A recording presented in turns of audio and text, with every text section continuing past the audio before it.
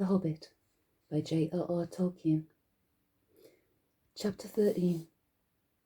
Not at Home. In the meanwhile, the dwarves sat in darkness, and utter silence fell about them.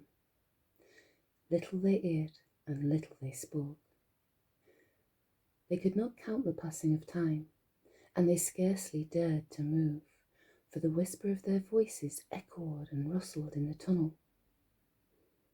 If they dozed, they woke still to darkness and to silence going on unbroken. At last, after days and days of waiting, as it seemed, when they were becoming choked and dazed for want of air, they could bear it no longer. They would almost have welcomed sounds from below of the dragon's return. In the silence they feared some cunning devilry of his, but they could not sit there forever. Thorin spoke. "Let us try the door," he said. "I must feel the wind on my face soon or die. I think I would rather be smashed by smog in the open than suffocate in here." So several of the dwarves got up and groped back to where the door had been. But they found that the upper end of the tunnel had been shattered and blocked with broken rock. Neither key nor the magic it had once obeyed would ever open that door again. "We are trapped," they groaned. "This is the end. We shall die here." But somehow, just when the dwarves were most despairing, Bilbo felt a strange lightening of the heart, as if a heavy weight had gone from under his waistcoat. Come," he said. "While there's life, there's hope, as my father used to say, and third time pays for all. I am going down the tunnel once again. I have been that way twice, when I knew there was a dragon at the other end, so I risk a third visit when I am no longer sure. Anyway, the only way out is down, and I think this time you had better all come with me." In desperation they agreed, and Thorin was the first to go forward by Bilbo's side. "Now do be careful," whispered the hobbit, "and as quiet as you can be. There may be no smog at the bottom, but then again there may be. Don't let us take any unnecessary risks." Down, down they went. The dwarves could not, of course, compare with the hobbit in real stealth, and they made a deal of puffing and shuffling, which echoes magnified alarmingly. But though every now and again Bilbo in fear stopped and listened, not a sound stirred below. Near the bottom, as well as he could judge, Bilbo slipped on his ring and went ahead. But he did not need it. The darkness was complete, and they were all invisible, ring or no ring. In fact, so black was it that the hobbit came to the opening unexpectedly, put his hand on air, stumbled forward, and rolled headlong down into the hall. There he lay face downwards on the floor, and did not dare to get up, or hardly even to breathe. But nothing moved. There was not a gleam of light, unless, as it seemed to him, when at last he slowly raised his head, there was a pale white glint above him and far off into the gloom. But certainly it was not a spark of dragon fire, though the worm's stench was heavy in the place, and the taste of vapour was on his tongue. At length Mr. Baggins could bear it no longer. "Confound you, Smog, you worm," he squeaked aloud. "Stop playing hide and seek. Give me a light, and then eat me, if you can catch me." Faint echoes round the insane hall, but there was no answer. Bilbo got up and found he did not know in what direction to turn.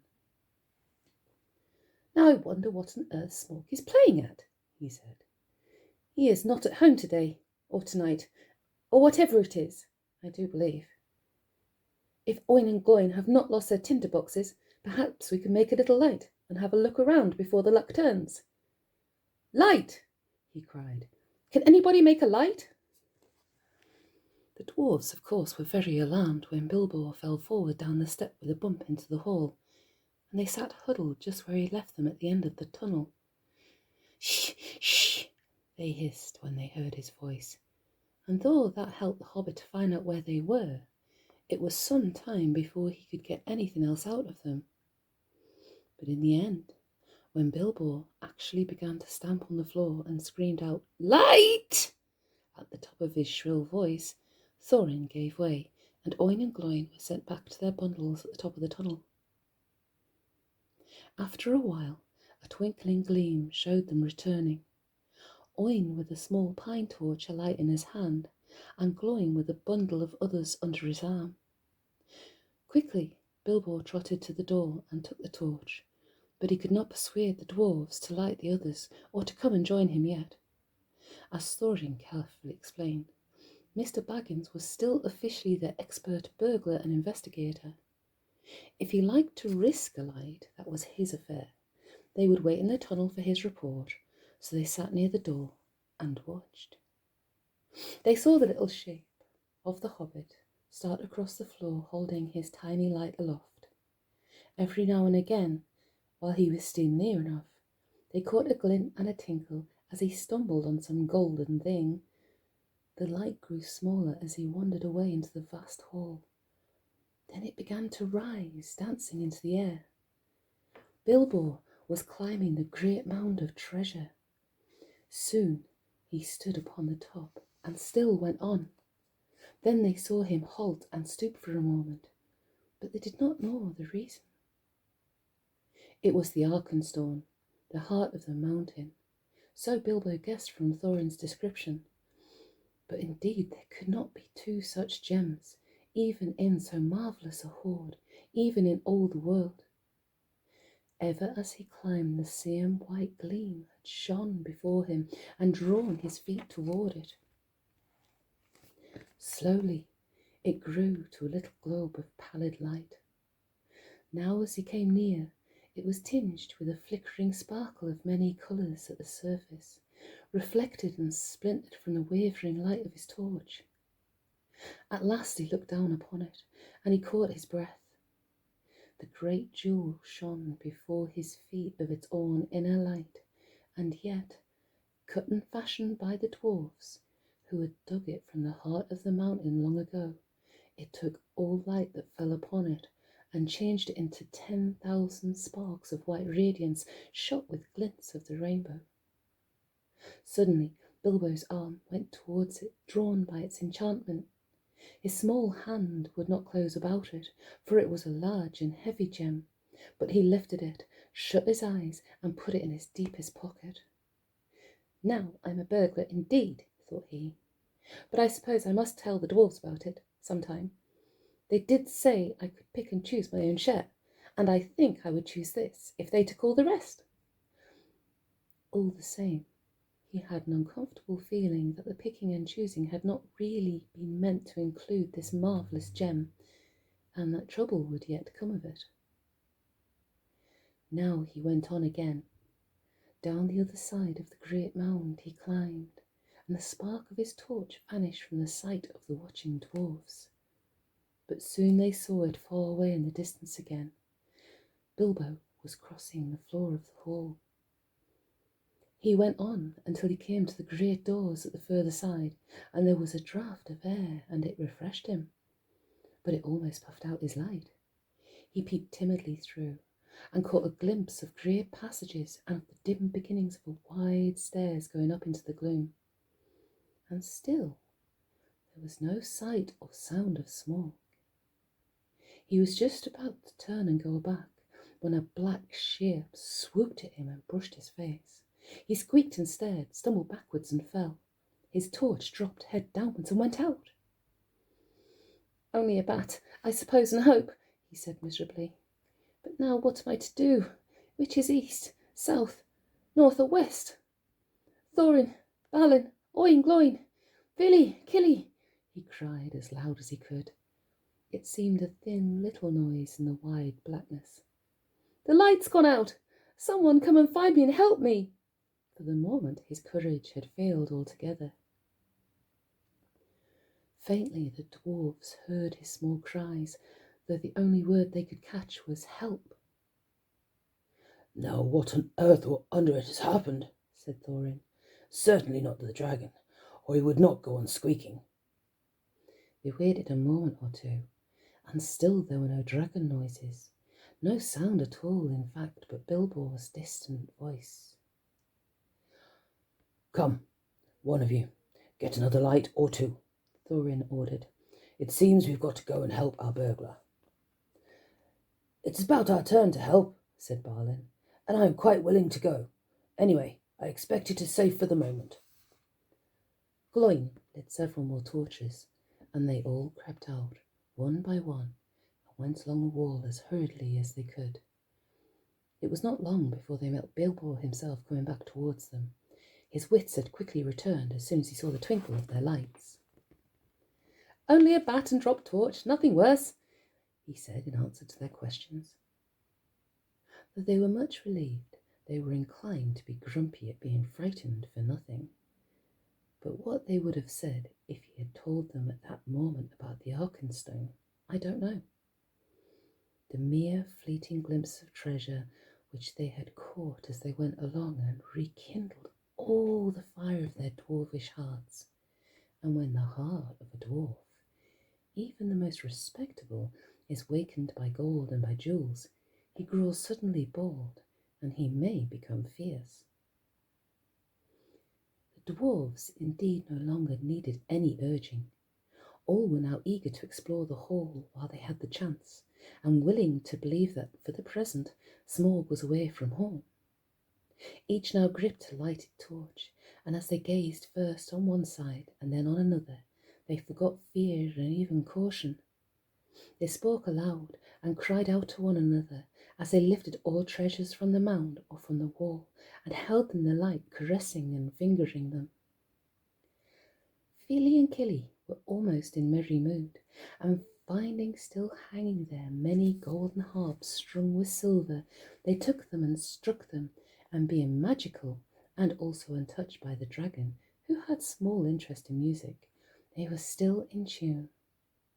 The dark hall was filled with melody that had long been silent, but most of the dwarfs were more practical. They gathered gems and stuffed their pockets, and let what they could not carry fall back through their fingers with a sigh.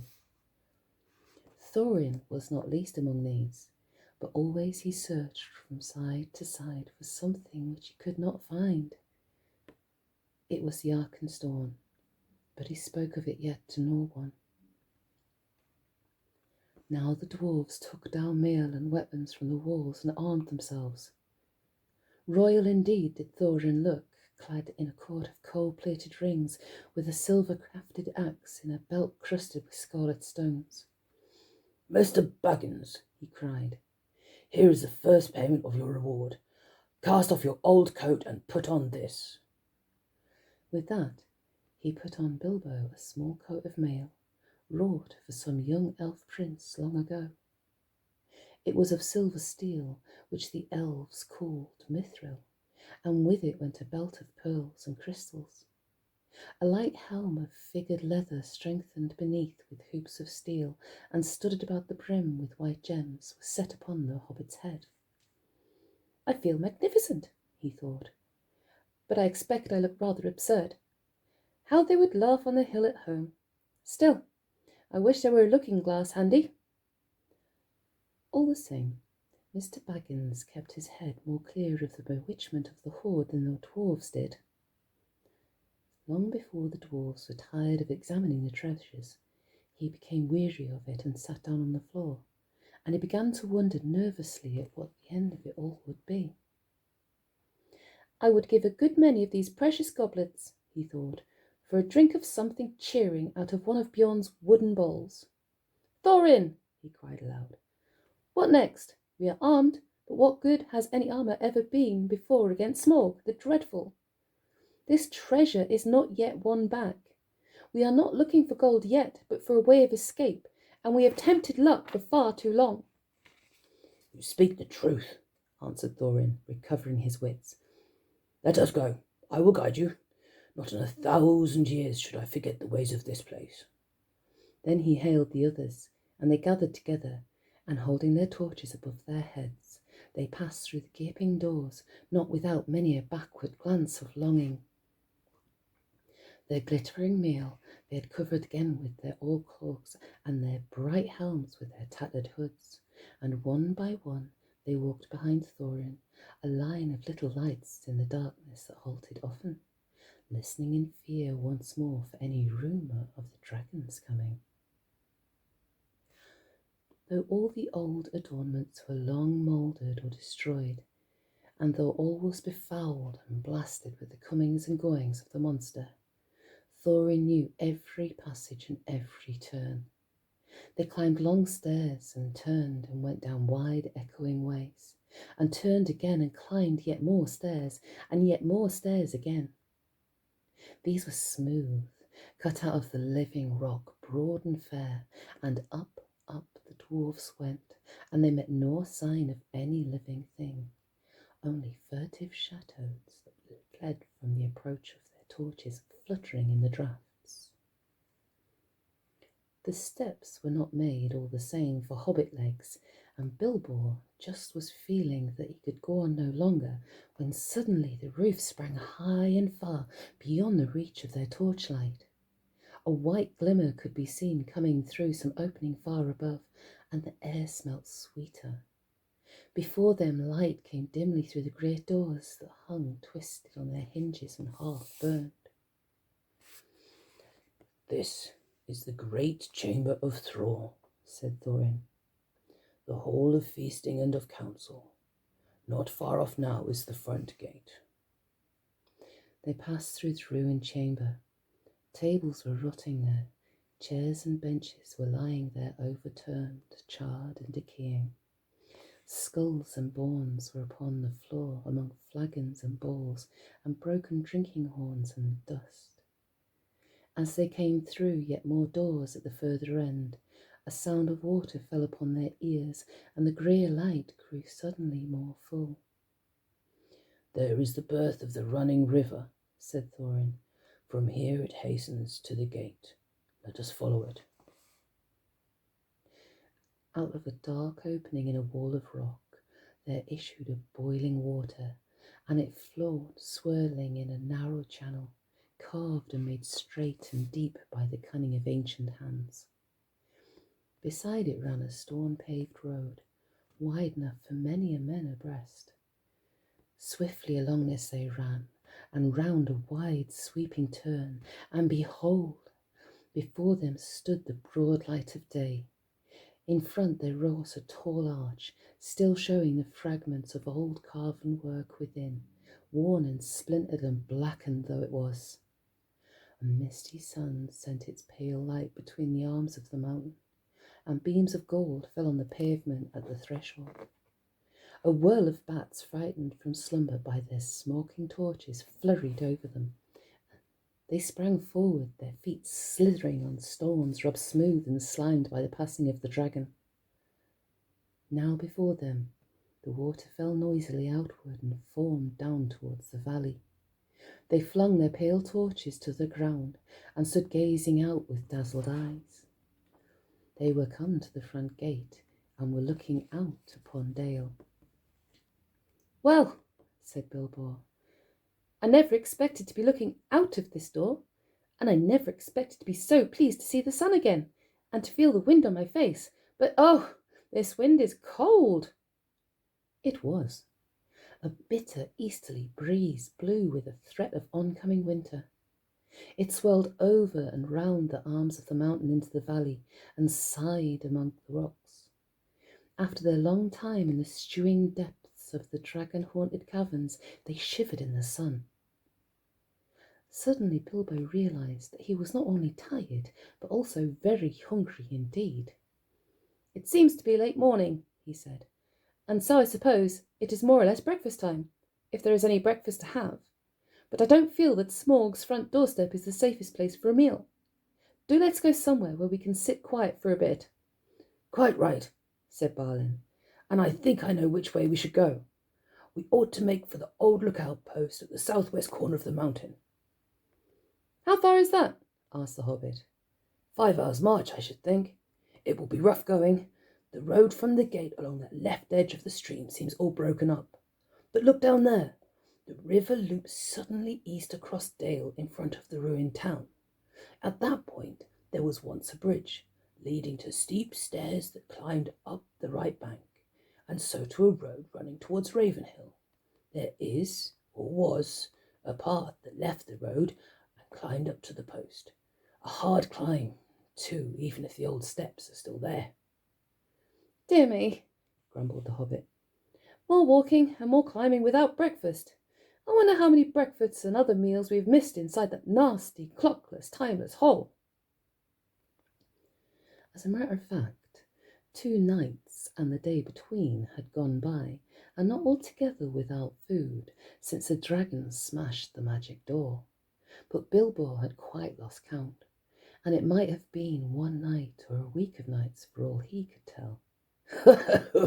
Come, come, said Thorin, laughing. His spirits had begun to rise again, and he rattled the precious stones in his pockets. Don't call my place a nasty hole. You wait till it has been cleaned and redecorated. That won't be until Smaug's dead, said Bilbo glumly. In the meanwhile, where is he? I would give a good breakfast to know. I hope he's not up on the mountain looking down at us. That idea disturbed the dwarfs mightily, and they quickly decided that Bilbo and Balin were right. We must move away from here, said Dori. I feel as if his eyes were on the back of my head. It's a cold, lonesome place, said Bomba. There may be drink, but I see no sign of food. A dragon would always be hungry in such parts. Come on, cried the others. Let us follow Balin's path. Under the rocky wall to the right, there was no path, so on they trudged among the stones on the left side of the river, and the emptiness and desolation soon sobered even Thorin again. The bridge that Balin had spoken of they found long fallen, and most of its stones were now only boulders in the shallow, noisy stream. But they forded the water without much difficulty, and found the ancient steps, and climbed the high bank. After going a short way, they struck the old road, and before long came to a deep dell sheltered among the rocks. There they rested for a while, and had such a breakfast as they could, chiefly cram and water. If you want to know what cram is, I can only say that I don't know the recipe, but is biscuitish, keeps good indefinitely, and is supposed to be sustaining, and is certainly not entertaining, being in fact very uninteresting except as a chewing exercise. It was made by the lake men for long journeys. After that they went on again, and now the road struck westward and left towards the river. At the great shoulder of the south-pointing mountain spur drew ever nearer. At length they reached the hill path. It scrambled steeply up, and they plodded slowly one behind the other, till at last, in the late afternoon, they came to the top of the ridge and saw the wintry sun going down towards the west. Here they found a flat place without a wall on 3 sides, but back to the north by a rocky face in which there was an opening like a door. From that door there was a wide view east and south and west. Here, said Balin, in the old days we used to always keep watchmen, and that door behind leads into a rock-hewn chamber that was made here as a guard-room.